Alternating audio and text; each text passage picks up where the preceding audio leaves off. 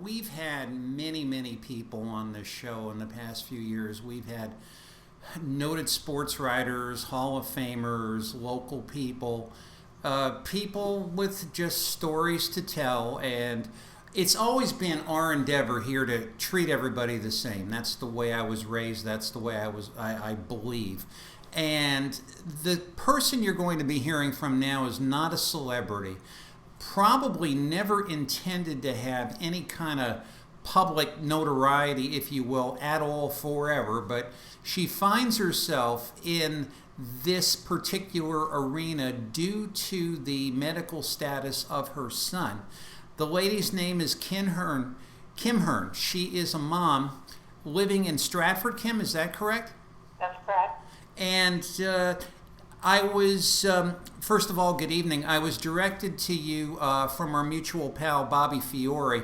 And Bobby and I, we acquainted in later years. We were both from Stanford. We both graduated high school the same year, but never knew each other. Stanford in those days, as it is now, is a big place.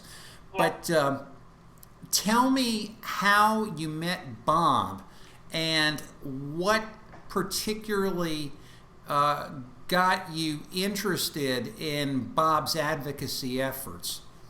Sure. I recently met Bob. I believe it was in May or June at a fundraising event. My son had something called Lennox-Gastaut syndrome, and we follow the Lennox-Gastaut Foundation website, and we're very familiar with the woman who runs it, and they were throwing a fundraiser here in Stratford. So we went down, obviously, to do our part, and ended up meeting Bob for the first time and having a long conversation with him. Bob is a epilepsy advocate. He has his own website, Connecticut Epilepsy. Yeah, he's incredibly dedicated to the craft, that's for sure. Right. But Bob is focusing his efforts right now on trying to get a bill in front of the Connecticut legislature to permit parents of children to try something called Charlotte's Web, which is a cannabis oil with a very, very low THC rate or percentage. Now tell me, to those of us who may be ignorant, what is THC and why is that significant? So you'll have to bear with me on this one myself, but my understanding in layman's terms is that THC is the hallucinogenic element that you find in cannabis. And in order, obviously, there's would be many concerns about offering full cannabis to a child. So Charlotte's Web was something that was invented by doctors in the state of Colorado. This is something that is approved in the state of Colorado and was dedicated to the patient they were working on. I believe her name is Charlotte Webb. And she went from having hundreds and hundreds of seizures a day down to, I believe, almost no seizures. Obviously there's been many successful stories since that time. Families have actually moved their entire family, their entire support system, everything, to the state of Connecticut, the state of Colorado, just to give their child a chance to try this and see if it's something that would help them. So we are advocating that, rather than making all the families in the state of Connecticut having to move or relocate, obviously we want to give everybody the option to try this if it's something that would be beneficial for their child. And, and perhaps, and due to my urging, which is typically what goes on here, we got a little bit ahead of the story. Now, you're a mom. I'm sorry. You're a mom, you have a job, and you have a son named Sean. Now, do you have any other children? No, Sean is our only child. Sean is your only child. And how old was Sean when he first started having seizures? Sean was 5 months old. He had been developing, up until about 3 to 4 months old, he had been developing normally. And at 5 months old, he received a series of vaccinations, and from that point on, we started to see some funny things, like he was waving his hands in front of his arm. He went through testing. Everybody just said it was things that Sean would grow out of. He saw a neurologist at the time, but unfortunately, as time went on, instead of getting better, these abnormalities in his development really kind of slowed down. So we went back and forth and saw more doctors, more neurologists, and by the age of 12 months, he was having what they call infantile spasms, which is pretty much the worst seizure any child could endure. And by that time, Sean was not progressing developmentally at all, I have to say. And even to this day, Sean is at about a 6-month level developmentally. So through many years of medical assistance and, working with several doctors, we've learned that Sean has the syndrome that I mentioned before, the Lennox-Gastaut syndrome, which is defined as a very rare and severe form of childhood onset epilepsy. And Understand. Basically what it means is that Sean suffers from multiple types of different seizures. So he's had the infantile spasms, he has grand mal, he has myoclonic seizures. So there's several seizures, and he's had several of them. And usually, and not one at a time. Sometimes he's having multiple seizures throughout the day. Understand. Now, Sean is 10, if I understand correctly. Yes, he is. And what is your life like now? I imagine I've communicated with you at your job, and when you're working, who's looking after Sean? Mm-hmm. Through the trial and error, and obviously when you have a child with Sean's medical conditions, and I would deem him as being medically frail, it's important to build A network. A support staff network, right? And through Birth to 3, they actually got us into a school by the name of St. Vincent's Special Needs School. It's just a wonderful, wonderful place for Sean. So he goes there for a full day, just like a typical child school, 6-hour school day. And then and that's actually a year-round program too. So we're very, very grateful for that support. Understand. And then he does receive nursing care as well for after school. Based on Sean also has a G-tube for feeding and for his meds. So unfortunately, I can't just hire the neighborhood babysitter. I do have to have somebody here that's qualified to manage his medical Sure. conditions. So Sean is, developmentally, like I mentioned, he's at about a 6-month level. So that means that he is completely dependent on us at this point. So he does eat, but it has to be pureed.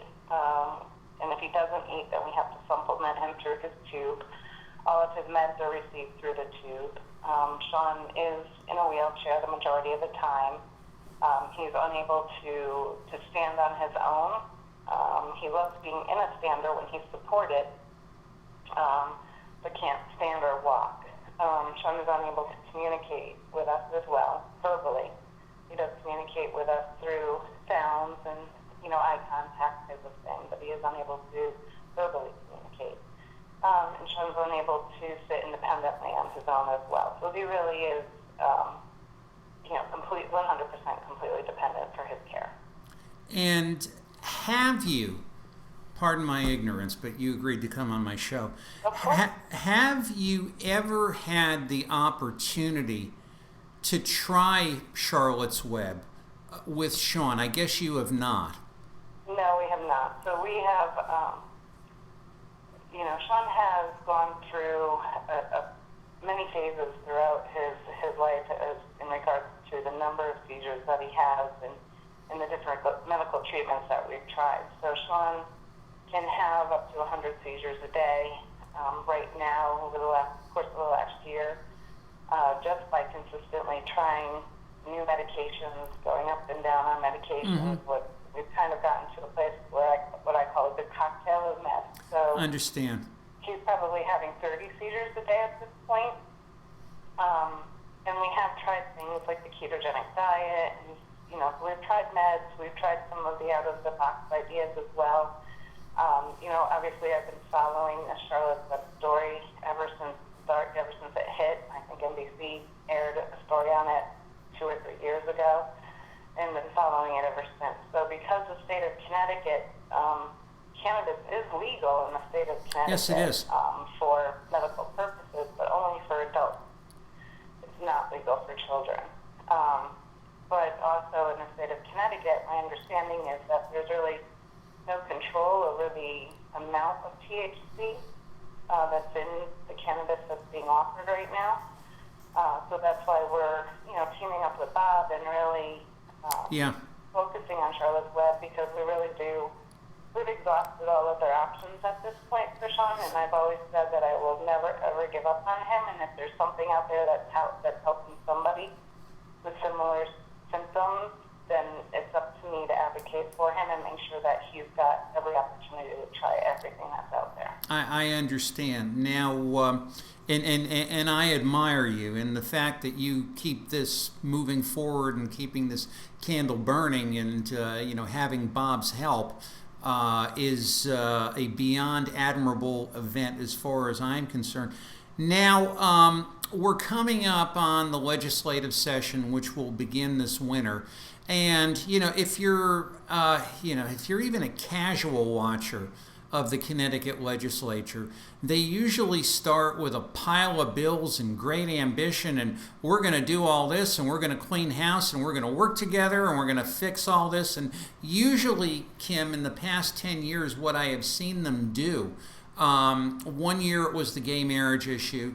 The other year it was Sandy Hook and gun control.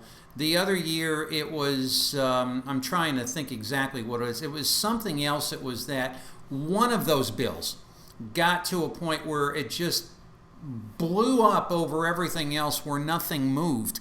And it sort of died, bills just died for a lack of time and a lack of propounding.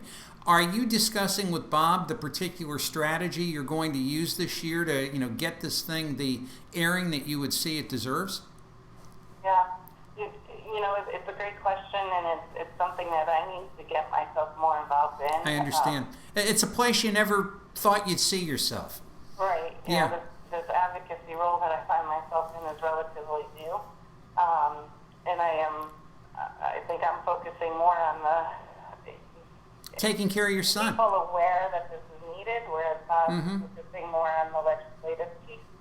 But I do understand that Bob has had and submitted previous bills for this in the past that have been rejected, I believe, for one reason or the other. So I think he's actually working with people, trying to make sure that we've got this really buttoned up, so that when it does get placed in front of the legislator, we have some movement in some ways to do this. Other states have been successful in this, and I think the more we push and the more vocal we become, that obviously the greater chance we'll have. Well, believe me, God bless you for your efforts. God bless you for your dedication. In our closing moments, and like you had told me at the beginning of this, I don't know if I could talk for 20 minutes. Well, guess what? You just did. What can our fans, our friends, our supporters, friends of Kim, what can we do for you and Bob to help you in this endeavor, in this quest? Yeah, the best thing we can do is just contact your local legislatures and just, send them emails, make a phone call, post something on their website. Just let them know that this is important and that we need to give every child a fighting chance, and this is the way that we've got to accomplish it. And it comes down to the greatest of things come down to the smallest of outcomes. If you're a football fan, how many Super Bowls are decided on the most quirkiest thing? And I shudder to think how many times in history how something, if it just happened 1 inch to the left or the right, we could be living something entirely different right now. But Kim, you've been a doll. God bless you. Merry Christmas. Thank you for coming on. Thank you. And we'll make sure we get this posted for you and for Bob, and anything we can do along the way for you, just let us know. Great. Thank you so much. Happy holidays. Thank you. You too. Yeah. Bye-bye. And that was Kim Hearn, and Mike is going to say shut off the phone. I have to laugh about today, folks, but I'm not going to tell you. We're going to be coming back with some incredible retro commercials, Christmas music, crazy stuff, fun stuff, and we all need a good laugh. If you want to laugh at me, be my guest. I'll be laughing at me too. We'll be back right after.